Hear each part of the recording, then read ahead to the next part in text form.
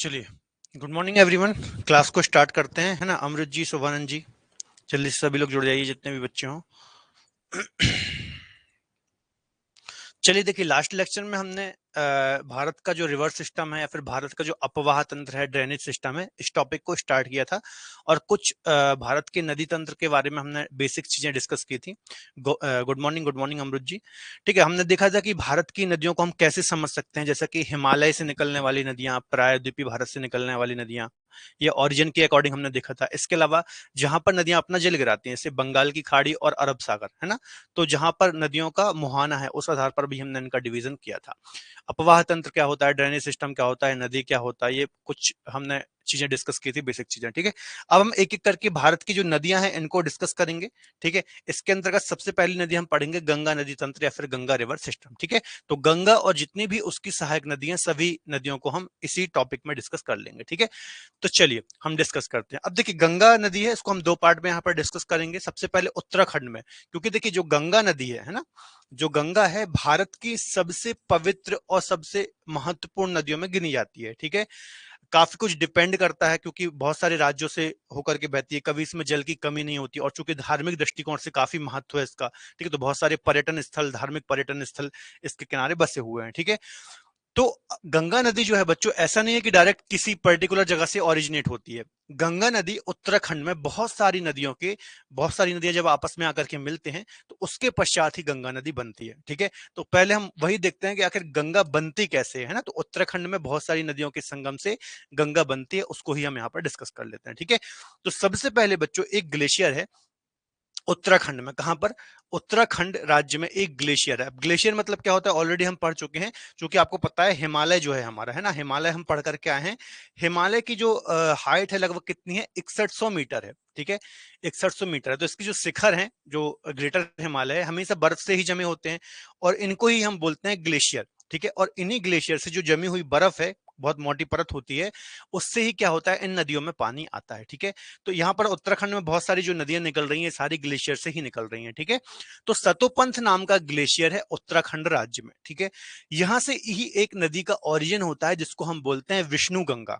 ठीक है, सतोपंथ ग्लेशियर उत्तराखंड से विष्णु गंगा नदी का ओरिजिन होता है। ठीक है, अभी समझते जाना। इसके अलावा एक और ग्लेशियर है कामेत। मैंने हिमालय में ये आपको पीक भी पढ़ाई थी, है ना, जब ग्रेटर हिमालय आपको पढ़ा रहा था तब मैंने आपको बताया था कामित एक माउंटेन पीक है उत्तराखंड में। ठीक है, तो कामित ग्लेशियर भी है यहाँ पर। ठीक है, ग्रेटर हिमालय में ही है, या फिर कुमायूं हिमालय बोल लीजिए। यहां से धौली गंगा नदी का ओरिजिन होता है। ठीक है, सतोपंथ ग्लेशियर से विष्णु गंगा नदी निकलती है। इसके अलावा कामित ग्लेशियर से कौन सी, धौली गंगा नदी निकलती है। जिस पॉइंट पर बच्चों ये आकर के मिलती है इसको हम बोलते हैं विष्णु प्रयाग। ठीक है, अब दूसरी चीज समझिए, यहां पर हमें 5 प्रयाग पढ़ना है। ठीक है, 5 प्रयाग। प्रयाग मतलब क्या होता है, जो नदियों का संगम होता है, खासतौर पर पवित्र नदियों का संगम, जहां पर दो नदियां आकर के मिलती हैं, एक नदी आई बी नदी आई, तो इसको हम क्या बोलेंगे, प्रयाग। ठीक है, तो यहां पर हमें उत्तराखंड रीजन में 5 प्रमुख पवित्र प्रयाग देखने हैं या फिर स्टडी करने हैं। ये काफी ज्यादा पवित्र भी हैं धार्मिक दृष्टिकोण से भी। ठीक है, तो पहला प्रयाग जो है ये है विष्णु प्रयाग, जो कि विष्णु गंगा और धौली गंगा के संगम पर बनता है। ठीक है, सतोपंथ से विष्णु गंगा निकलती है, कामित ग्लेशियर से धौली गंगा नदी निकलती है, और जहां पर ये मिलती है उसे हम बोलते हैं विष्णु प्रयाग। ठीक है, ये पहला प्रयाग है। अब भी हुआ जस्ट राजनंदिनी जी, अब भी क्लास स्टार्ट हुई है, अभी रिवीजन भी कर दूंगा, है ना। ठीक है, चलिए अब भी जस्ट क्लास हुई है, इतना ही पढ़ाया, एक बार फिर रिवाइज कर देता हूं। देखिए, हम गंगा नदी को स्टडी कर रहे हैं, या फिर गंगा ड्रेनेज सिस्टम या फिर अपवाह तंत्र को स्टडी कर रहे हैं। ठीक है, तो सबसे पहले हम जो देख रहे हैं गंगा को, वो देख रहे हैं उत्तराखंड राज्य में। मतलब गंगा ऐसा है कि गंगा ऐसा नहीं कि पर्टिकुलर किसी स्थान से निकल जाती है ना, ये अनेक नदियों के संगम से उत्तराखंड राज्य में बनती है। वही हम पढ़ेंगे कि गंगा नदी आखिर गंगा बनती कैसे है। ठीक है, तो सबसे पहले सतोपंथ ग्लेशियर है, यहाँ से विष्णु गंगा निकलती है, और कामित ग्लेशियर है, यहाँ से धौली गंगा निकलती है। ये दो नदियां कहाँ मिलती हैं जाकर के, विष्णु प्रयाग में जाकर के मिलती हैं। प्रयाग किसे बोलते हैं, पवित्र नदियों के संगम को प्रयाग बोलते हैं, जहां पर दो नदियां आकर के मिलती हैं, खासतौर पर पवित्रता उनमें होती है, फिर पवित्र दृष्टिकोण से उसको देखते हैं, तो उनको हम प्रयाग बोलते हैं। ठीक है, तो 5 पवित्र प्रयाग में से पहला प्रयाग कौन सा हो गया, विष्णु प्रयाग हो गया, जो कि विष्णु गंगा और धौली गंगा के संगम पर है। ठीक है, अब देखिए जहां पर बच्चों विष्णु गंगा और धौली गंगा आकर के मिल रही हैं विष्णु प्रयाग में। ठीक है, तो यहां से बिल्कुल एक नई नदी बनती है ना, क्या बनती है, नई नदी बनती है जिसको हम बोलते हैं अलकनंदा, है ना, आपने सुना ही होगा, काफी फेमस नदी है अलकनंदा। तो अलकनंदा नदी बनती है विष्णुप्रयाग और धौलीगंगा। अब देखिए होता क्या है, एक अच्छा इंटरेस्टिंग फैक्ट बताता हूं। आमतौर पर क्या होता है, जैसे कोई एक नदी है, ठीक है, उसमें दूसरी नदी आकर के मिली, तो दोनों में से किसी एक का नाम ही आगे चलता है, ठीक है। तो ये डिपेंड करता है कि कौन सी नदी ज्यादा बड़ी है, ज्यादा गहरी है ना, उस आधार पर उस नदी का आगे नामकरण होता है। लेकिन यहाँ पर क्या होता है, विष्णु गंगा और धौली गंगा की गहराई या फिर ओवरऑल देखा जाए कि कितनी बड़ी वो नदियां, तो लगभग सेम है ये दोनों नदियां, ठीक है। तो विष्णु प्रयाग के बाद से बिल्कुल एक नया नाम ही पड़ जाता है इसका, जिसको हम बोलते हैं अलकनंदा। क्या बोलते हैं, अलकनंदा। तो क्या क्या याद रखना है कि विष्णु गंगा और धौली गंगा का संगम विष्णु प्रयाग में होता है, और यहां से इनका नाम हो जाता है अलकनंदा। मतलब ये दो धाराएं जब मिली तो बिल्कुल नई नदी बन गई, जिसको हम बोल रहे हैं अलकनंदा, ठीक है।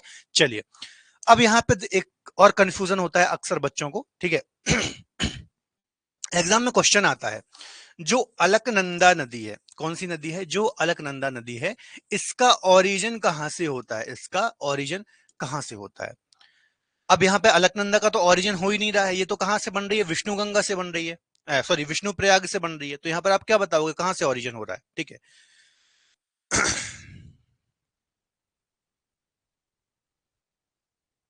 आप सर तो फिर, हाँ वही, अभी रुक जाइए, पहले पूरा लेक्चर देख लीजिए अमरुद जी, है ना, अभी से डाउट क्रिएट मत कीजिए, अभी सारी चीजें मैं आपके क्लियर करूंगा, है ना। अभी हम गंगा को पढ़ रहे हैं, सारे डाउट क्लियर हो जाएंगे, गंगा कैसे बनती है या फिर कहाँ से बनती है, कैसे एग्जाम में क्वेश्चन आएंगे, सारी चीजें हम डिस्कस करेंगे। अभी बस आप लेक्चर देखिए, ठीक है। तो देखिए यहाँ से एग्जाम में क्वेश्चन आता है कि अलकनंदा का ओरिजिन कहाँ से होता है, जबकि अलकनंदा मैंने क्या बताया, विष्णु गंगा और धौली गंगा के संगम से बनती है। लेकिन एक बार आपको याद रखना है कि जो अलकनंदा नदी है ना, इसका ओरिजिन सतोपंथ ग्लेशियर से होता है, या फिर इसको हम बोलते हैं बद्रीनाथ। जगह का नाम देखोगे तो इसका नाम है बद्रीनाथ, है ना, जगह या फिर प्लेस का नाम है बद्रीनाथ, जो कि चार धाम में से एक भी है ना। चार धाम जो आपने सुने होंगे ना, जिनको तीर्थ भी बोलते हैं, कौन कौन से चार धाम है जरा बता देते हैं। बद्रीनाथ हो गया, है ना, यहाँ पर पूर्व में उड़ीसा में देखेंगे पुरी, जगन्नाथपुरी। यहाँ गुजरात में हो गया द्वारका, और दक्षिण में हो गया रामेश्वरम। ठीक है, ये चार तीर्थ आपने सुने होंगे। तो ये चार धाम है। और आपको एक और इंटरेस्टिंग चीज बता देता हूं कि हमारे जो धर्म है या फिर हमारे हिंदू धर्म में, इन चार जो ये पवित्र धाम है या फिर तीर्थ हैं, इनको अलग अलग दिशाओं में क्यों बनाया गया, कभी आपने सोचा, है ना, एक उत्तर में है, एक दक्षिण में, एक पूर्व में, एक पश्चिम में। ये इसलिए बनाए कि हमारे यहाँ पे क्या है, धार्मिक आस्थाएं ज्यादा है ना, और कभी ना कभी जब, क्योंकि आदमी ऐसे घूमना ना जाए लेकिन धार्मिक जगहों पर जरूर जाता है, ठीक है। तो आदमी जब भी इन चारों जगह की यात्रा कर ले, तो वो पूरे भारत का भी भ्रमण कर ले इसके चलते। इसके अलावा उसको भारत की विविधताओं का भी पता चले, है ना, पूरा भारत भी वह भ्रमण कर ले। तो एक यही रीजन भी है कि ये चार धामों को अलग अलग दिशाओं में बसाया गया। तो इसी में से एक धाम है बद्रीनाथ। इसी बद्रीनाथ जगह में एक सतोपंथ ग्लेशियर है, जहां से विष्णु गंगा नदी निकल रही है, ठीक है। अब आते हैं वापस से टॉपिक में। टॉपिक में मैं आपको क्या डिस्कस करा रहा था कि एग्जाम में क्वेश्चन आता है कि अलकनंदा नदी कहां से निकलती है, ठीक है, और ऑप्शन में रहेगा सतोपंथ ग्लेशियर, कामित ग्लेशियर। तो आपको टिक करना है सतोपंथ ग्लेशियर, क्योंकि ऐसा कहा जाता है कि अलकनंदा जो नदी है, ये सतोपंथ ग्लेशियर से ही निकलती है विष्णु गंगा के नाम से।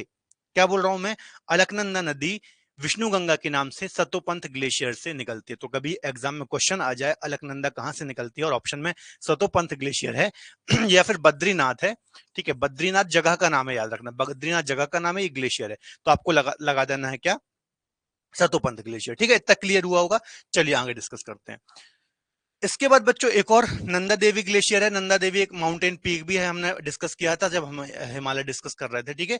तो यहाँ से नंदाकिनी नदी निकलती है। कौन सी नदी निकलती है, नंदाकिनी नदी निकलती है, और ये कहाँ मिलती है, नंद प्रयाग में आकर के मिलती है ना। थोड़ा सा फॉन्ट डिस्टर्ब हो गए हैं, ठीक है, नंद प्रयाग में आकर के ये मिलती है, किससे, अलकनंदा नदी से, ठीक है। नंदा देवी ग्लेशियर से एक नदी निकली, जिसको हम बोल रहे हैं नंदाकिनी नदी। यह नंद प्रयाग नामक स्थान उत्तराखंड में आकर के अलकनंदा से मिलती है, ठीक है। ये सेकंड प्रयाग है, ठीक है। अगली है पिंडार नदी, ठीक है, पिंडार या फिर इसको हम बोलते हैं कर्णगंगा नदी। पिंडार नदी या फिर कर्णगंगा नदी कहां से निकलती है, पिंडारी ग्लेशियर है। कौन सा ग्लेशियर है, पिंडारी ग्लेशियर है। यहाँ से पिंडार या फिर कर्णगंगा नदी निकलती है, जो कि अलकनंदा में मिलती है कर्णप्रयाग में आकर के, ठीक है, अलकनंदा में मिलती है कर्णप्रयाग में आकर के। तो विष्णु प्रयाग, नंद प्रयाग, और तीसरा प्रयाग हो गया कर्णप्रयाग। अब इसके बाद एक और सबसे महत्वपूर्ण नदी, ठीक है, चौरावारी ग्लेशियर। चौरावारी ग्लेशियर है, यहां से मंदाकिनी नदी निकलती है। आपने सुना होगा 2013 में उत्तराखंड में बाढ़ आई थी, है ना, भयंकर बाढ़ आई थी, बहुत ज्यादा लोगों की जनहानि और माल हानि देखने को मिली थी, तो वो इसी नदी में बाढ़ आई थी। ठीक है, केदारनाथ का जो मंदिर है बच्चों, केदारनाथ है ना, वो आपको यहाँ पर ही देखने को मिलेगा, यहाँ पर ही, यहाँ से ही क्या निकलती है, मंदाकिनी नदी निकलती है और यहाँ पर ही बाढ़ आई थी। ठीक है, तो यहाँ से मंदाकिनी नदी निकलती है चौराबाड़ी ग्लेशियर से, और आगे जाकर के कहाँ मिलती है, ये रुद्रप्रयाग में जाकर के किस में मिलती है बच्चों, ये अलकनंदा नदी में मिलती है। ठीक है, तो जितनी भी नदियां हैं यहाँ पर देखिए, सब अलकनंदा में आकर के मिल रही हैं। एक बार अच्छे से देख लेते हैं। सबसे पहले विष्णु गंगा और धौली गंगा के मिलने से अलकनंदा बनी। ठीक है, फिर इसमें एक नंदाकिनी नदी आकर के मिली, कहां पर, नंदप्रयाग में। फिर कर्ण गंगा या फिर पिंडार नदी आकर के मिली कर्णप्रयाग में। फिर मंदाकिनी नदी आकर के मिली रुद्रप्रयाग में। ठीक है, क्लियर है। तो सारी नदियां किस में आकर के मिल रही हैं, अलकनंदा में आकर के मिल रही हैं। और ये चारों पवित्र प्रयाग याद रखना है, विष्णु प्रयाग, नंद प्रयाग, कर्ण प्रयाग और रुद्र प्रयाग। एग्जाम में क्वेश्चन ऐसे भी आते हैं कि रुद्र प्रयाग कहाँ स्थित है, किन नदियों के संगम पर स्थित है, तो मंदाकिनी और अलकनंदा के संगम पर रुद्र प्रयाग है। विष्णु प्रयाग कहाँ है, खासतौर पर सिविल सर्विसेज में आपको मैच करने को आ जाएगा, है ना, 4 प्रयागों के नाम दे देगा और 4 यहाँ पर नदियों का संगम दे देगा, तो आपको जोड़ना पड़ेगा कि नदियों के संगम में कौन सा प्रयाग है, कैसा भी क्वेश्चन आ सकता है। ठीक है, तो इतना क्लियर हुआ होगा आपको। ठीक है, चलिए अब हम समझते हैं अगला सबसे इंपॉर्टेंट नदी। सबसे इंपॉर्टेंट नदी जो कि निकलती है गंगोत्री ग्लेशियर। गंगोत्री ग्लेशियर का नाम है या फिर हिमानी का नाम है। ठीक है, गंगोत्री ग्लेशियर, और पर्टिकुलर जगह है गोमुख। गंगोत्री ग्लेशियर गोमुख। अब ये क्या है, जैसे देखिए ग्लेशियर ना काफी बड़ा होता है, ऐसा ग्लेशियर काफी बड़ा होता है। ठीक है, और उसमें ये गंगोत्री ग्लेशियर हो गया, ये गंगोत्री ग्लेशियर हो गया, उसमें पर्टिकुलर एक जगह है, क्या है उसका नाम, उसका नाम है गोमुख। ठीक है, गंगोत्री एक बहुत बड़ा ग्लेशियर हो गया, उसमें पर्टिकुलर एक जगह है गोमुख, यहां से एक नदी निकलती है जिसको हम बोलते हैं भागीरथी। क्या बोलते हैं, भागीरथी बोलते हैं। ठीक है, गंगोत्री गोमुख से क्या बोलेंगे, गंगोत्री ग्लेशियर के गोमुख से, उत्तराखंड से क्या निकलती है, भागीरथी नदी का ओरिजिन होता है, और ये उत्तराखंड में चलते हुए आगे किस में मिलती है, अलकनंदा में मिलती है। मतलब अलकनंदा और भागीरथी दोनों मिल जाते हैं। कहां पर मिलते हैं, तो ये सबसे पवित्र प्रयाग है, 5वां प्रयाग, जिसको हम बोलते हैं देव प्रयाग, है ना, इसको देवों की भूमि भी कहा जाता है, देव प्रयाग भी कहा जाता है। ठीक है, अलकनंदा और भागीरथी के संगम पर ये सबसे पवित्र प्रयाग माना जाता है देव प्रयाग, और इसी देव प्रयाग से बिल्कुल एक नई नदी बनती है जिसको हम बोलते हैं गंगा। ठीक है, तो देखिए गंगा जो नदी वास्तव में बन रही है ना, जो गंगा नदी वास्तव में अपना स्वरूप धारण कर रही है या बन रही है, वो देव प्रयाग में अलकनंदा और भागीरथी के संगम से बन रही है। ठीक है, अलकनंदा की भी बहुत सारी सहायक नदी हैं, भागीरथी की भी और बहुत सारी सहायक नदी होंगी। ठीक है, तो इस प्रकार से पूरी गंगा अपना स्वरूप धारण करती है उत्तराखंड में, अलकनंदा और भागीरथी के बनने से मिलने से देव प्रयाग में। ठीक है, अब देखो, अब आपका वो वाला डाउट क्लियर कर देता हूं। ठीक है, जो कि आप पढ़ते हैं ना, कि आपने आपने भी पढ़ा होगा कि गंगा का ओरिजिन गंगोत्री ग्लेशियर से होता है। ठीक है, बिल्कुल सही पढ़ा है। अब देखो एग्जाम में क्वेश्चन पूछ लेते हैं ना, जैसे अभी मैंने आपको अलकनंदा वाला किस्सा बताया, ठीक है, उसी प्रकार से यहां पर भी है। ठीक है, जो गंगा नदी है वास्तव में बन कहां रही है, देव प्रयाग में अलकनंदा और भागीरथी के मिलने से बन रही है। लेकिन ऐसा माना जाता है कि गंगा का ओरिजिन गंगोत्री ग्लेशियर से भागीरथी के नाम से होता है। जैसा कि मैंने आपको यहां बताया था, अलकनंदा का ओरिजिन सतोपंथ ग्लेशियर से विष्णु गंगा के नाम से होता है, उसी प्रकार से ऐसा भी मान लेते हैं, खासतौर पर एग्जाम में, है ना, खासतौर पर एग्जाम के दृष्टिकोण से मैं आपको बता रहा हूं। बाकी वास्तव में आप देखेंगे और आपकी सिविल सर्विसेज जैसे एग्जाम में यदि पूछेगा तो इस प्रकार से ही पूछेगा कि देवप्रयाग में कैसे गंगा बनती है ना, तो वो डिपेंड करता है कैसा क्वेश्चन आया। मैं दोनों प्रकार से आपको बता रहा हूँ। खासतौर पर वनडे में सीधा क्वेश्चन आता है कि गंगा का ओरिजिन कहाँ से होता है, तो उसमें ऑप्शन नहीं रहते, गंगोत्री, चौराबाड़ी ग्लेशियर, सतोपंथ ग्लेशियर, कामेत, तो आपको गंगोत्री ही टिक करना है। ठीक है, लेकिन मैं आपको क्या बता रहा हूँ कि वास्तव में देवप्रयाग में भागीरथी और अलकनंदा के संगम से गंगा बनती है, लेकिन ऐसा मान लिया जाता है कि गंगा का ओरिजिन भागीरथी के नाम से गंगोत्री ग्लेशियर से होता है। ठीक है, बताओ इतना समझ में आया? क्लियर हुआ? ये गंगा बन रही है उत्तराखंड में। ठीक है, जल्दी से बताओ कमेंट में, क्लियर हुआ अमरुद जी आपका डाउट?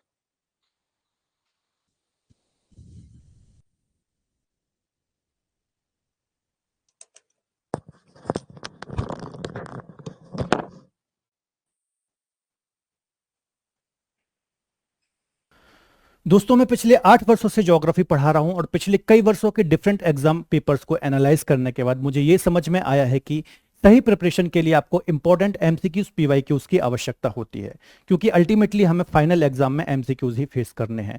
तो इसी को ध्यान में रखते हुए हमने ज्योग्राफी के टॉप 1000 एमसीक्यूज पीवाईक्यूज का एक सेट तैयार किया है, जो कि किसी भी कॉम्पिटेटिव एग्जाम के लिए काफी महत्वपूर्ण है। तो आज ही क्रेजी जी के ट्रिक की एप्लीकेशन में जाकर के आप इस कोर्स को अवेल कर सकते हैं। साथ ही डिस्क्रिप्शन में लिंक दी हुई है, तो लिंक के थ्रू भी आप कोर्स को अवेल कर सकते हैं। धन्यवाद।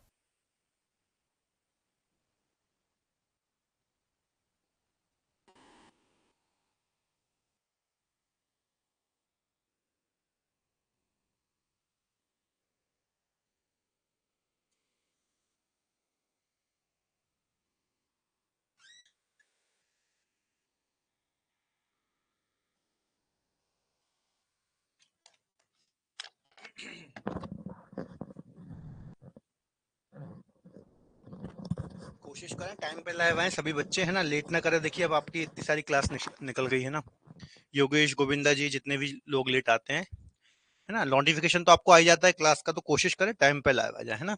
चलिए समझ में आ गया है ना। तो देखिए इस प्रकार से गंगा नदी उत्तराखंड में बनती है गंगा, ठीक है। चलिए अब हम समझते हैं कि कैसे फिर ये उत्तर प्रदेश जाती है और बाकी राज्यों में जाते हुए बंगाल की खाड़ी में जाकर के अपना जल गिराती है, ठीक है। तो एक बात याद रखना कि यहाँ पर हरिद्वार नामक जगह है, ठीक है, हरिद्वार। हरिद्वार से ये मैदानी क्षेत्र में प्रवेश करती है। मैदानी क्षेत्र मतलब समझ रहे हो ना, ये जो पूरी नदियां बह रही हैं, ये कौन सा क्षेत्र, पर्वतीय क्षेत्र है। पर्वतीय क्षेत्र मैंने आपको पढ़ाया है ना, उत्तर का विशाल मैदान और हिमालय। तो मैंने आपको बताया था पहले हिमालय में बहती है, उत्तराखंड वाला पूरा जो रीजन है हिमालय में बसा हुआ है। उसके बाद से ये उत्तर प्रदेश वाला रीजन है, बिहार वाला रीजन है, ये मैदान में बसा हुआ है, ठीक है। तो यहाँ से ये बह रही थी गंगा, और फिर यहाँ से बिजनौर उत्तर प्रदेश से मैदानी क्षेत्र में, सॉरी, हरिद्वार से मैदान में प्रवेश कर जाती है और फिर बिजनौर से उत्तर प्रदेश में प्रवेश करती है, ठीक है। तो ये बिजनौर से देखिए उत्तर प्रदेश में प्रवेश कर गई, ठीक है। चलिए अब और देखते हैं, पहले हम इसको थोड़ा सा एनिमेशन के माध्यम से, मैप के माध्यम से पढ़ लेते हैं, फिर इसके हम थ्योरी भी डिस्कस करेंगे, ठीक है। तो देखिए, तो ये बिजनौर उत्तर प्रदेश से, सॉरी, बिजनौर से ये उत्तर प्रदेश में प्रवेश करती है। यहां पर हमने समझ लिया कि आखिर ये गंगा बनती कैसे है, ठीक है। तो दूध तोली पर्वत है, उत्तराखंड राज्य में ही है दूध तोली पर्वत, यहां से एक राम गंगा नदी निकलती है, ठीक है। अब एक बात और समझिए, गंगा कैसे बह रही है, ऐसे जैसे मैं खड़ा हूं ऐसे बह रही है, ठीक है। तो ये इसका कौन सा हो गया, लेफ्ट हो गया, ठीक है, ये लेफ्ट हो गया। और नीचे वाला कौन सा हो गया, ये राइट हो गया, ठीक है। हिंदी में बोलेंगे बाई सहायक नदियां, ठीक है, और ये हो जाएंगी दाई सहायक नदियां, ठीक है। एग्जाम में ऐसे भी क्वेश्चन आते हैं कि इनमें से कौन सी गंगा की दाई सहायक नदी है या फिर बाई, ठीक है। तो आपको करना कुछ नहीं है, जैसे गंगा नदी ऐसे बह रही है तो आप भी इस डायरेक्शन में खड़ा हो जाइए। ये आपका कौन सा हाथ है, ये राइट हैंड है, ये लेफ्ट हैंड है, तो ये लेफ्ट हो गई, ये राइट हो गई, ठीक है। चलिए, तो देखिए रामगंगा नदी कन्नौज उत्तर प्रदेश में आकर के किससे मिलती है, गंगा से मिलती है, दूध तोली पर्वत से निकलती है, आपको याद रखना है, ठीक है। इसके अलावा जो सबसे महत्वपूर्ण सहायक नदी है पूरे भारत में, पूरे भारत में सबसे बड़ी और सबसे महत्वपूर्ण सहायक नदी को यदि कोई मानी जाती है तो वो है यमुना नदी, ठीक है। वो है यमुना नदी, जो कि यमुनोत्री ग्लेशियर, जो कि उत्तराखंड में ही है, यमुनोत्री ग्लेशियर यहां से निकलती है, ठीक है। और फिर आगे चलते हुए प्रयागराज, या फिर जिसे हम पहले इलाहाबाद बोलते थे, प्रयागराज उत्तर प्रदेश में आकर के किससे मिलती है बच्चों, गंगा से मिलती है। अब ये पूरे भारत की सबसे बड़ी सहायक नदी है, मतलब जितनी भी नदियां भारत में बहती हैं और किसी भी नदी की कोई भी सहायक नदी है, उन सभी नदियों में सबसे बड़ी सहायक नदी कौन सी है, गंगा, ठीक है। तो गंगा की भी सबसे बड़ी सहायक नदी है, और पूरे भारत में किसी भी नदी की सबसे बड़ी सहायक नदी है यमुना नदी। आपको याद रखना है कहां से निकलती है, उत्तराखंड राज्य से ही निकलती है, यमुनोत्री ग्लेशियर से इसका ओरिजिन होता है, ठीक है। चलो अब यमुना की भी कुछ सहायक नदी देख लेते हैं। तो जैसे यमुना की सबसे बड़ी और सबसे महत्वपूर्ण सहायक नदी है चंबल, ठीक है, चंबल। आप में से जो मध्य प्रदेश से होगा उसको पता होगा चंबल नदी, है ना। चंबल नदी कहां से निकलती है, मध्य प्रदेश से निकलती है, ठीक है, मध्य प्रदेश से निकलती है। महू जाना पाओ नामक एक स्थान है, यहां से इसका ओरिजिन होता है। मध्य प्रदेश बहती है, फिर राजस्थान जाती है, ठीक है। तो और राजस्थान में ही जाकर के मध्य प्रदेश और यूपी के आसपास सीमा में फिर उत्तर प्रदेश आती है और इटावा के पास आकर के यमुना में मिल जाती है। अभी हम इसकी थ्योरी भी डिस्कस करेंगे, ठीक है। अभी बस मैं आपको एनिमेशन से चीजें समझा रहा हूं, ठीक है। तो ये मध्य प्रदेश की नदी है जो कि उत्तर प्रदेश में आकर के यमुना से मिलती है। एक और नदी है बेतवा, जिसे मध्य प्रदेश की गंगा भी कहा जाता है ना। बेतवा नदी मध्य प्रदेश की ही नदी है। ये रायसन कुमरा गांव नामक एक जगह है भोपाल के पास, जो मध्य प्रदेश की कैपिटल है ना, वहां से इसका ओरिजिन होता है। हाँ बिल्कुल, अभी हम सारी पढ़ेंगे। योगेश जी गुड मॉर्निंग, है ना। थोड़ा सा टाइम पे लाइव आने की कोशिश करें। तो बेतवा नदी, जैसे मध्य प्रदेश की गंगा बोलते हैं, ये भी ये निकलती है मध्य प्रदेश रीजन से, और उत्तराखंड सॉरी यूपी हमीरपुर के पास आकर के किस में मिलती है, यमुना में मिलती है। ये भी यमुना की सहायक नदी है, ठीक है। इसके अलावा केन नदी हो गई, ठीक है, ये भी मध्य प्रदेश रीजन से ही निकलती है, और बांदा यूपी के पास आकर के यमुना में मिलती है, ठीक है। तो ये तीन प्रमुख सहायक नदी मैंने आपको बताई जो कि यमुना की हैं। चूंकि हम गंगा अपवाह तंत्र पढ़ रहे हैं बच्चों, तो जितनी भी महत्वपूर्ण नदी होंगी, है ना, मैंने आपको बताया था अपवाह तंत्र क्या होता है, एक प्रमुख नदी, है ना, और उसकी जितनी भी सहायक नदी होती है, मान लो ये कोई उसकी सहायक नदी है, ये उसकी एक और सहायक नदी है, इस प्रकार से। तो एक मुख्य नदी और उसकी जितनी भी सहायक नदियां होती हैं, उसके संपूर्ण तंत्र को हम क्या बोलते हैं, अपवाह तंत्र। और इसी हिसाब से हम नदियों को पढ़ने वाले हैं। मतलब हम गंगा नदी लेंगे तो गंगा की जितनी भी सहायक नदियां हैं और उसकी सहायक नदियों की भी सहायक नदियां हैं, उन सभी को हम यहाँ पर डिस्कस कर लेंगे, ठीक है। नदियों को पढ़ने का सबसे अच्छा तरीका यही है, ठीक है, हमें ऐसे ही पढ़ना है। ऐसा नहीं कि गंगा पढ़ रहे हैं तो सिर्फ गंगा ही पढ़ रहे हैं, यमुना पढ़ रहे हैं तो सिर्फ यमुना ही पढ़ रहे हैं, चंबल अलग से पढ़ रहे हैं, ऐसे नहीं पढ़ना है। सबसे अच्छा तरीका यही है, क्योंकि हजारों नदियां, फिर हजारों नदी आपको पढ़नी पड़ेगी, ठीक है। तो ये सबसे अच्छा तरीका है। अगला है बच्चों गोमती नदी, है ना, गोमती नदी, ठीक है। तो ये भी यहां से ही निकलती है ना। गोमती नदी की एक बात याद रखना है आपको, कि एकमात्र ऐसी नदी है जो मैदानी क्षेत्र से जिसका ओरिजिन होता है, ठीक है, जिसका ओरिजिन मैदानी क्षेत्र से होता है। यहां से एग्जाम में कई बार क्वेश्चन आया है, इनमें से गंगा की कौन सी सहायक नदी है जो कि मैदानी क्षेत्र या फिर प्लेन रीजन से ओरिजिनेट होती है। तो गोमती एकमात्र गंगा की ऐसी सहायक नदी है जो मैदान से, अब मैदान से आप समझ रहे हैं ना इसका मतलब क्या है। मैक्सिमम जो यहाँ से नदियां निकलेंगी गंगा की सहायक नदियां, ये सभी पर्वतीय क्षेत्र से निकल रही है ना, पर्वतीय क्षेत्र से निकल रही है। पर्वतीय क्षेत्र या फिर तिब्बत रीजन से आती हैं, प्लेट्यू रीजन से उधर से आती है ना। लेकिन मैदानी क्षेत्र मतलब आपको पता है ना, हमने पढ़ा था कि हिमालय के बाद हमने मैदान पढ़ा था, तो मैदान क्षेत्र से निकलने वाली एकमात्र नदी है गोमती नदी, ठीक है, जो कि गंगा की सहायक नदी है। तो यहां से कई बार एग्जाम में क्वेश्चन आया है, आपको याद रखना है, ठीक है। तो ये हो गया पूरा, क्या हमारा ये हो गया उत्तर प्रदेश वाला रीजन, ठीक है, उत्तर प्रदेश वाला रीजन। फिर मापचा चुंग ग्लेशियर है एक तिब्बत रीजन में, यहां से घाघरा नदी का ओरिजिन होता है। कौन सी नदी, घाघरा नदी का ओरिजिन होता है। और घाघरा की एक प्रमुख सहायक नदी है, कौन सी, शारदा, है ना, या फिर जिसको हम काली नदी भी बोलते हैं, आपने सुना होगा। तो घाघरा नदी में आकर के मिलती है शारदा नदी, जो कि मिलान ग्लेशियर से निकलती है। कहां से निकलती है, मिलान ग्लेशियर से निकलती है। और बसरा नामक स्थान में आकर के, कहां पे, बसरा नामक स्थान में आकर के किसमें मिलती है, घाघरा नदी में मिलती है, ठीक है। इसके अलावा ये फिर आगे मतलब ये बिहार और यूपी की कुछ सीमा भी बनाती हैं। इसके अलावा बिहार छपरा के पास आकर के गंगा नदी में आकर के मिल जाती है, ठीक है। तो घाघरा शारदा, शारदा घाघरा की सहायक नदी है, और घाघरा आकर के छपरा नामक स्थान में बिहार में आकर के किसमें मिलती है, गंगा में मिलती है, ठीक है। चलिए आगे डिस्कस कर लेते हैं। इसके अलावा सोन नदी में मैंने आपको डिस्कस कराया था, अमरकंटक प्लेट्यू या फिर जो मेकाल रेंज है ना, मैंने आपको बताया था सतपुड़ा रेंज, राजपीपला, महादेव और मेकाल, ये कौन सा पर्वत है, मेकाल, जो कि सतपुड़ा का ही हिस्सा है, ठीक है। यहां पर अमरकंटक नामक स्थान है, अमरकंटक नामक स्थान है। यहां से एक तो नर्मदा नदी निकलती है पश्चिम की ओर या फिर वेस्ट की ओर इस प्रकार से, और एक इस प्रकार से निकल जाती है सोन नदी, उत्तर पूर्व की ओर बहती है, ठीक है, ये भी अमरकंटक से ही निकलती है, तो याद रखना है। तो सोन नदी निकलती है, और कहाँ गई सोन नदी, हाँ सोन नदी ये है, यहाँ मध्य प्रदेश से निकलती है अमरकंटक प्लेट्यू से, है ना। और आरा के पास बिहार आरा के या फिर एक और दीनापुर नामक स्थान है, यहाँ पर आकर के ये किससे मिलती है, गंगा से मिलती है, ठीक है। मध्य प्रदेश उत्तर प्रदेश राज्यों में बहती है, फिर बिहार में आकर के किससे मिलती है, गंगा से मिलती है, याद रखना, काफी प्रमुख सहायक नदी है। एक गंडक नदी है, नेपाल हिमालय से निकलती है, नेपाल रीजन से इसका ओरिजिन होता है। क्या नाम है इसका, गंडक नदी, ठीक है। और ये भी कहां आकर के मिल रही है, हाजीपुर पटना के पास आकर के, कहां, गंगा में आकर के मिलती है, ठीक है।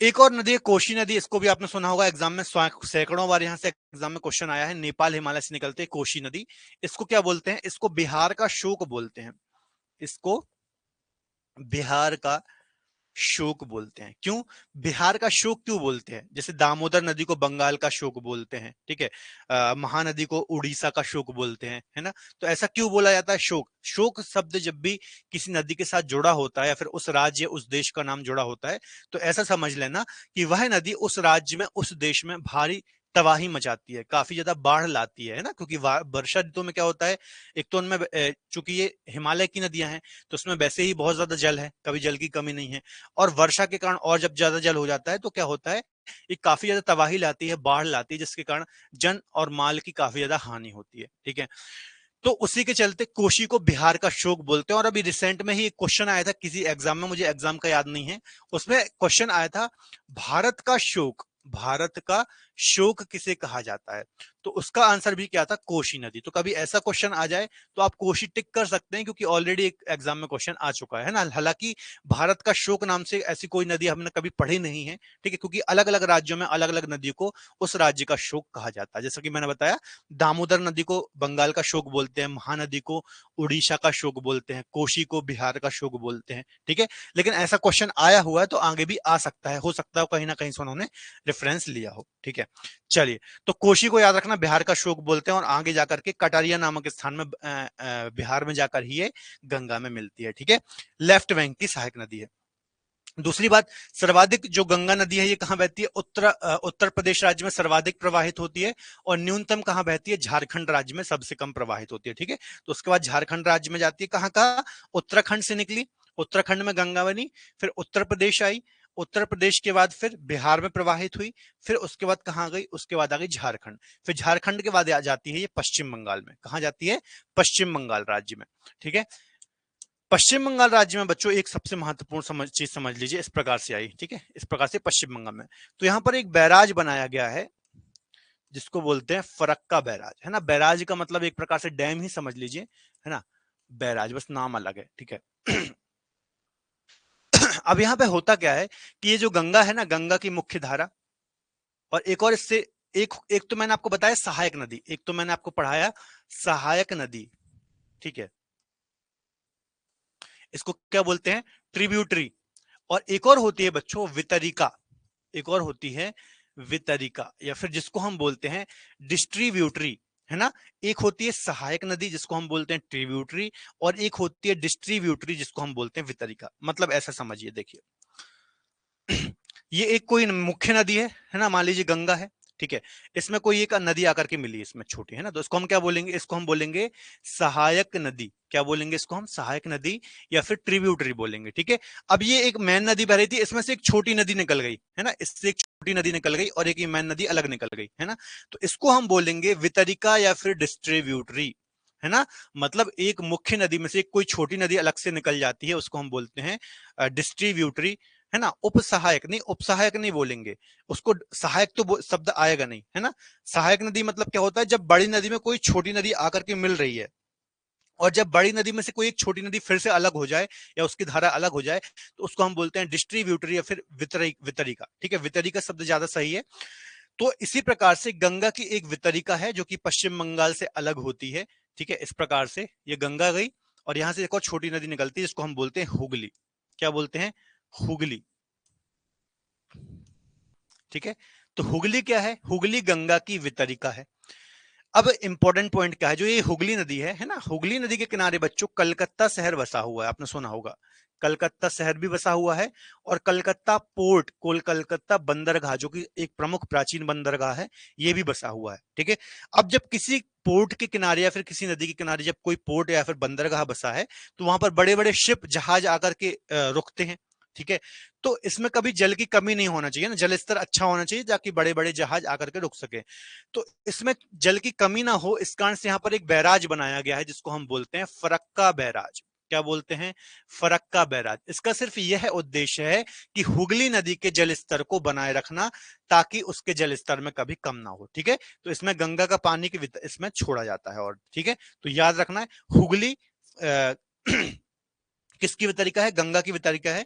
ठीक है, इसके किनारे कलकत्ता पोर्ट, कलकत्ता बंदरगाह है। ठीक है,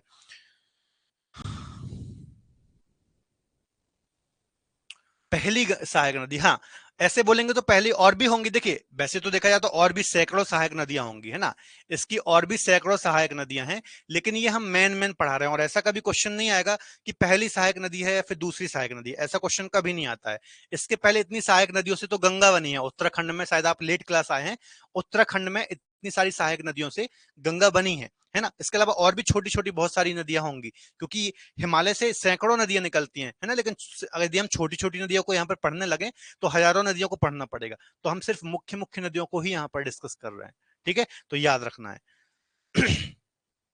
बैराज, बैराज ऐसा समझ लीजिए कि जैसे एक डैम होता है ना, एक डैम बनाया जाता है कि कोई नदी है इस प्रकार से, है ना, यहाँ पर एक डैम बना दिया, ठीक है। तो उसको मैं डैम शब्द यूज ना करके बैराज शब्द सब खासतौर पर बैराज शब्द यूज करते हैं जब किसी नदी के जल को मोड़ना हो, है ना, सिंचाई के लिए, या फिर जैसे यहाँ पर हुगली नदी को छोड़ा जा रहा है, इसमें इसके जल को छोड़ा जा रहा है, ठीक है। तो उसमें बैराज शब्द यूज किया जाता है, एक प्रकार का डैम ही होता है, आप ऐसा समझिए, ठीक है।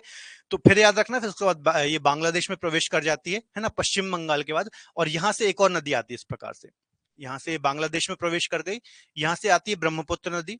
कौन सी नदी? ब्रह्मपुत्र, ठीक है। ये हो गई गंगा, ठीक है। देखिए यहां से, ठीक है। गंगा जो है बच्चों, इसको बांग्लादेश में क्या बोलते हैं? पद्मा। एक शब्द और याद रखना है, पद्मा। और जो ये ब्रह्मपुत्र नदी है, इसको बांग्लादेश में जानते हैं जमुना, ठीक है। और इसकी संयुक्त धारा को जानते हैं मेघना, ठीक है। इसमें हालांकि एक और नदी आकर के मिलती है, उसके बाद हम इसको बोलते हैं मेघना। और फिर ये बंगाल की खाड़ी में विश्व का सबसे बड़ा डेल्टा बनाते हुए समाप्त हो जाती है। याद रखना, विश्व का सबसे बड़ा डेल्टा, डेल्टा मैं समझा चुका हूं क्या होता है। तो गंगा और ब्रह्मपुत्र नदी बांग्लादेश में या फिर बंगाल की खाड़ी के मुहाने में विश्व का सबसे बड़ा डेल्टा बनाती हैं और डेल्टा बनाते हुए समाहित हो जाती हैं, ठीक है। तो ये थी पूरी गंगा नदी। आई थिंक समझ में आया होगा, ये समझ में आया ना।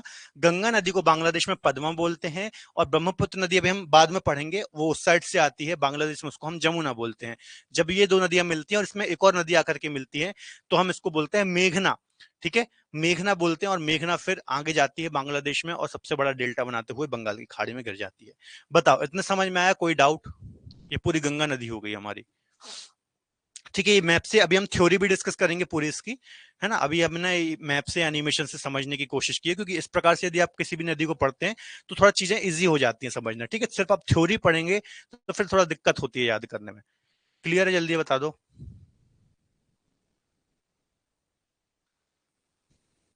हाँ, सुंदरवन डेल्टा। सुंदरवन डेल्टा बोलते हैं ना, जो गंगा ब्रह्मपुत्र का डेल्टा है, इसको क्या बोलते हैं? सुंदरवन डेल्टा। सुंदरवन डेल्टा बोलते हैं, ठीक है। डेल्टा एक और बार समझा देता हूं मैं, डेल्टा क्या होता है। देखिए, ये समुद्र है, ये क्या है? समुद्र है या फिर सी है, ठीक है।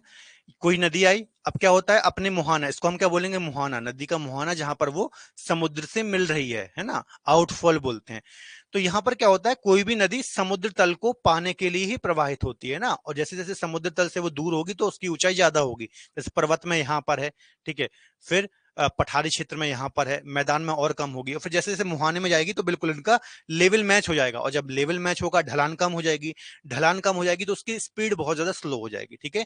तो यहाँ पर क्या होता है? इनका समुद्र तल लगभग सेम हो जाता है, समुद्र तल से इसकी ऊंचाई सेम हो जाती है, तो स्पीड क्या होगी इसकी? बिल्कुल स्लो हो जाएगी, है ना। तो बॉल को छोटी छोटी धाराओं में आराम से जाकर के इस प्रकार से समुद्र में मिलती है ना। और यहाँ पर अपने अवसादों को छोड़ दी जाती है इस प्रकार से, इस प्रकार, एक मिनट रुकेगा, है ना, इस प्रकार से अवसादों को छोड़ दी जाती है, और इससे क्या बनता है? इसको हम बोलते हैं डेल्टा, ठीक है।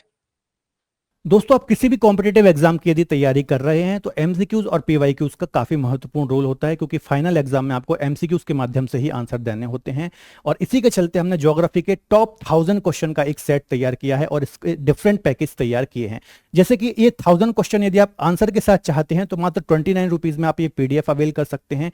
इसके साथ साथ यदि आपको एक्सप्लेनेशन भी चाहिए है हर एक क्वेश्चन का पीडीएफ के थ्रू, तो मात्र 39 रुपीज में ये आपको पीडीएफ मिल जाती है। यदि एक्सप्लेनेशन, क्वेश्चन आंसर और वीडियो सॉल्यूशन, जो कि हर एक क्वेश्चन का मैंने वहां पर सॉल्यूशन कराया है वीडियो फॉर्म में, यदि ये पैकेज चाहिए तो मात्र 49 रुपीज में। इसी में यदि आप टॉपिक वाइज टेस्ट ऐड कर देंगे तो ये पैकेज आपको 59 रुपीज का पड़ जाता है। और मिक्स क्वेश्चन के साथ प्रैक्टिस सेट यदि आप इसमें ऐड करेंगे तो मात्र 69 रुपीज में ये पैकेज आपको मिल जाता है। तो आप अपनी सहूलियत के हिसाब से कोई भी पैकेज अवेल कर सकते हैं। इसके अलावा हमारी क्रेजी जी के ट्रिक की एप्लीकेशन को डाउनलोड कर सकते हैं, वहां से ये कोर्स अवेल कर सकते हैं, और डिस्क्रिप्शन में लिंक दी हुई है तो वहां से भी ये कोर्स अवेल कर सकते हैं। धन्यवाद। चलिए डाउट ले लेते हैं, कौन है? हाँ शोभानंद जी बताओ। शोभानंद जी पूछिए, क्या पूछना चाह रहे हो? नो सर, सॉरी गलती से हो गया सर। ठीक है ठीक है ठीक है। तो इसको हम बोलते हैं डेल्टा। नदी जब अपने मुहाने में इस प्रकार से बहती है, छोटी छोटी वितरकाओं में जाकर के समुद्र में मिलती है और अवसादों का निक्षेप करती है, इस आकृति को हम बोलते हैं डेल्टा। कई बार पहले भी हम इसको डिस्कस कर चुके हैं। ठीक है, चलिए कोई डाउट हो तो जल्दी बताओ, नहीं तो फिर हम आगे इसकी थ्योरी के हिसाब से डिस्कस करते हैं। ठीक है, चलिए देखिए, भारत की सबसे बड़ी नदी है गंगा, आपको पता होगा 2525 किलोमीटर के आसपास सब इसकी लंबाई है ना। अब एग्जाम में क्वेश्चन आता है कि भारत की सबसे बड़ी सबसे लंबी नदी कौन सी है, तो बहुत सारे बच्चे कंफ्यूज होते हैं ब्रह्मपुत्र में, सिंधु में, क्योंकि ब्रह्मपुत्र और सिंधु इससे बड़ी है। लेकिन एक बात आपको याद रखना है कि जो गंगा नदी है ना, इसका ओरिजिन हमारे भारत से ही होता है, उत्तराखंड राज्य से ही होता है। तो यदि एग्जाम में ऐसा क्वेश्चन आता है कि भारत की सबसे लंबी नदी कौन सी है, सबसे बड़ी नदी कौन सी है, तो गंगा ही भारत की सबसे बड़ी नदी है। ठीक है, गंगा सबसे बड़ी है। इसके बाद आती है गोदावरी, इसके बाद आती है गोदावरी जो कि प्रायद्वीपीय भारत की सबसे बड़ी नदी है। इसके बाद आती है कृष्णा। ठीक है, कृष्णा के बाद आती है यमुना, और यमुना के बाद फिर आती है नर्मदा। ठीक है, ये 5 बड़ी नदियां हैं भारत की। ठीक है, भारत की नदियों से मतलब क्या है कि उसका ओरिजिन भारत से ही होना चाहिए। ब्रह्मपुत्र का नदी ओरिजिन कहां से होता है, तिब्बत से होता है। सिंधु का ओरिजिन कहां से होता है, तिब्बत से होता है। और ये नदियां मैक्सिमम जो अपना एरिया कवर करती हैं वो अलग देश में ही करती हैं। ठीक है, अलग देश में ही कवर करती है, याद रखना। ठीक है, चलिए, तो याद रखना है। तो सबसे बड़ी नदी है, याद रखना, इसका अत्यंत धार्मिक, आर्थिक और सांस्कृतिक महत्व है, याद रखना है इसका। ठीक है, इसके अलावा इसकी अन्य नामों की बात करें तो पद्मा, अभी हमने देखा कि बांग्लादेश में इसको हम पद्मा के नाम से जानते हैं। इसके अलावा जानवी, सुरसरी, देव नदी, भागीरथी, तो ये सब गंगा के ही नाम है। ठीक है, ये गंगा के अन्य नाम है, इन नामों से भी गंगा को जाना जाता है, याद रखना है। उत्तरा ओरिजिन कहां से होता है, तो उत्तराखंड राज्य गोमुख से होता है, पर्टिकुलर जगह है, और गंगोत्री ग्लेशियर या फिर हिमनद है। जिला कौन सा है, तो उत्तरकाशी जिला है, उत्तराखंड का उत्तरकाशी जिला है। गंगोत्री ग्लेशियर है, एक बार फिर से बता देता हूं, ये ग्लेशियर है। ग्लेशियर काफी बड़ा होता है, उसमें पर्टिकुलर एक स्थान है गोमुख, वहां से गंगा या फिर भागीरथी का ओरिजिन होता है। ठीक है, गंगा का ओरिजिन होता है भागीरथी के नाम से, ऐसा बोलना ज्यादा बेटर रहेगा। ठीक है, चलिए, अपने उद्गम स्थान पर भागीरथी के नाम से ये निकलती है। ठीक है, मैंने आपको बताया, सारा चीजें बताई कि जो गंगोत्री ग्लेशियर है ना, यहां से कौन सी नदी निकलती है, भागीरथी निकलती है, भागीरथी निकलती है। यहां से एक और नदी आती है, कौन सी, अलकनंदा, अलकनंदा। ये कहां मिलते हैं, देवप्रयाग, देवप्रयाग नामक स्थान में मिलती हैं, और यहां से इसका नाम क्या होता है, गंगा। ये मैप बनाते आपको आना चाहिए ना, थोड़ा सा प्रैक्टिस कर लेना 2 4 5 बार, जो भी हमने उत्तराखंड वाला मैप बनाया था, तो आपको चीजें याद रहेंगी लंबे समय तक। इसके अलावा लंबाई कितनी है इसकी, तो 2525 किलोमीटर लंबी है, आपको याद रखना है, भारत की सबसे लंबी नदी है। ठीक है, अपवाह तंत्र की बात करें, इसमें जो कैचमेंट एरिया है ना, कैचमेंट एरिया मतलब ये नदी गई गंगा, इसकी जो ये सहायक नदी है इस प्रकार से, ठीक है, ये तो इसका जो ये ड्रेनेज सिस्टम है, इसको हम कैचमेंट एरिया भी बोलते हैं, कैचमेंट एरिया। ये मैंने आपको पहले भी बताया था, पहली क्लास में भी बताया था, अपवाह क्षेत्र बोल लीजिए, कैचमेंट एरिया बोल लीजिए, अपवाह तंत्र बोल लीजिए, ड्रेनेज सिस्टम बोलिए। तो इसका जो अपवाह तंत्र है, जो ये पूरा सिस्टम, इसका एरिया कितना है, तो 8.6 लाख वर्ग किलोमीटर में ये फैला हुआ है, आपको याद रखना है। ठीक है, चलिए, तो जो सिविल सर्विसेज वाले बच्चे हैं उनको ये भी आपको याद करने की जरूरत है, बाकी वनडे वाले बच्चों को याद करने की जरूरत नहीं है, वनडे वाले बच्चे सिर्फ लंबा याद कर लें। ठीक है, देखिए मुहाना कहां पर है, तो गंगा जो इसकी मुख्य धारा है, बांग्लादेश में इसको हम पद्मा के नाम से जानते हैं। पद्मा किस में मिलती है, जमुना में मिलती है, जो कि ब्रह्मपुत्र का बांग्लादेश में नाम है। इनकी संयुक्त धारा को मेघना बोलते हैं, और मेघना फिर बंगाल की खाड़ी में विश्व का सबसे बड़ा डेल्टा, सुंदरवन डेल्टा बनाते हुए बंगाल की खाड़ी में समाहित हो जाती है। तो ये वही सारी चीजें लिखी हुई है। ठीक है, अब देखिए, लेफ्ट बैंक की सहायक नदियां और राइट बैंक की सहायक नदियां, यहां पे ध्यान से आपको पढ़ना है। ठीक है, क्योंकि एग्जाम में ऐसे ही क्वेश्चन आते हैं। अब सीधे सीधे क्वेश्चन नहीं आते कि इनमें से कौन सी गंगा की सहायक नदी है, अब ऐसे क्वेश्चन आते हैं कि इनमें से कौन सी गंगा की बाईं सहायक नदी है, या फिर इनमें से कौन सी गंगा की दाईं सहायक नदी है, इनमें से कौन सी लेफ्ट बैंक की है या फिर राइट बैंक की है। ठीक है, तो आपको कैसे, गंगा का डायरेक्शन ये था, ठीक है, तो ये हो जाएंगी लेफ्ट बैंक की सहायक नदियां और ये हो जाएंगी राइट बैंक की सहायक नदियां। यदि आपको कंफ्यूजन होता है तो आप ऐसे खड़े हो जाइए नदी की दिशा में, तो ये हो जाएगा लेफ्ट, ये हो जाएगा राइट। ठीक है, नीचे वाली राइट, ऊपर वाली लेफ्ट, ऐसे आप याद कर सकते हैं। तो खासतौर पर जो हिमालय साइड से आ रही है, तिब्बत साइड से आ रही है या फिर नेपाल हिमालय साइड से आ रही है, वो सभी लेफ्ट बैंक की सहायक नदियां हैं ये वाली। ठीक है, रामगंगा, गोमती, घाघरा, शारदा, कोशी, गंडक, ये सारी है ना। इसके अलावा जो दाई है वो यमुना और उसकी जो सहायक नदियां हैं, यमुना, टोंस, सोन वगैरह, जो ये हो गई, ये इसकी दाई या फिर राइट सहायक नदियां हो जाएंगी। ठीक है, तो ऐसे ही आपको याद करनी है, सिंपल याद नहीं करना है कि ये इसकी सहायक नदियां, राइट कौन सी हैं, लेफ्ट कौन सी हैं, लेफ्ट बैंक की कौन सी हैं, राइट बैंक की कौन सी हैं, इस हिसाब से आपको ये पूरा याद करना है। ठीक है, इसके अलावा इसको पवित्र और प्राणदायिनी नदी भी बोलते हैं, और एक अंतरराष्ट्रीय नदी है। अंतरराष्ट्रीय नदी मतलब क्या है, चूंकि दो देशों में प्रवाहित हो रही है, भारत और बांग्लादेश, मैंने आपको बताया था, एक नदी यदि एक से अधिक देशों में प्रवाहित होती है तो उसको हम इंटरनेशनल या फिर अंतरराष्ट्रीय नदी भी बोलते हैं। ठीक है, इसके अलावा देखिए, 20 मार्च 2017 को उत्तराखंड उच्च न्यायालय ने एक ऐतिहासिक निर्णय में, ठीक है, जो उत्तराखंड हाई कोर्ट है, इसने गंगा और यमुना नदी को जीवित मानव का दर्जा या फिर जीवित मानव की इकाई का दर्जा दिया है। ठीक है, जैसे एक इंसान होता है ना, जैसे आप किसी को हानि पहुंचाएंगे तो आपको सजा का प्रावधान है ना, आपका केस चल सकता है, पुलिस आपको अरेस्ट कर सकती है, उसी प्रकार से गंगा नदी को भी एक जीवित मानव का दर्जा दिया गया है। मतलब आप इसको कोई हानि नहीं पहुंचा सकते, इसमें प्रदूषण नहीं फैला सकते। ठीक है, कोई भी उसको आप क्षति नहीं पहुंचा सकते। तो जैसा एक इंसान का दर्जा है, उसी प्रकार से उत्तराखंड हाई कोर्ट ने, ये डेट भी याद रखना, 2017 में इसको जीवित मानव का दर्जा दिया है, आपको याद रखना है। ठीक है, गंगा नदी और यमुना नदी दोनों को। अब देखिए, यहां से भी कई बार क्वेश्चन आते हैं, जो गंगा के किनारे प्रमुख शहर बसे हुए हैं ना, कौन कौन से शहर बसे हुए हैं, तो कानपुर, कानपुर के बारे में याद रखना, गंगा के किनारे बसा हुआ सबसे बड़ा शहर है कानपुर। ठीक है, इसके अलावा बक्सर हो गया, पटना हो गया, हरिद्वार, वाराणसी, प्रयागराज, बेगूसराय, साहिबगंज, भागलपुर।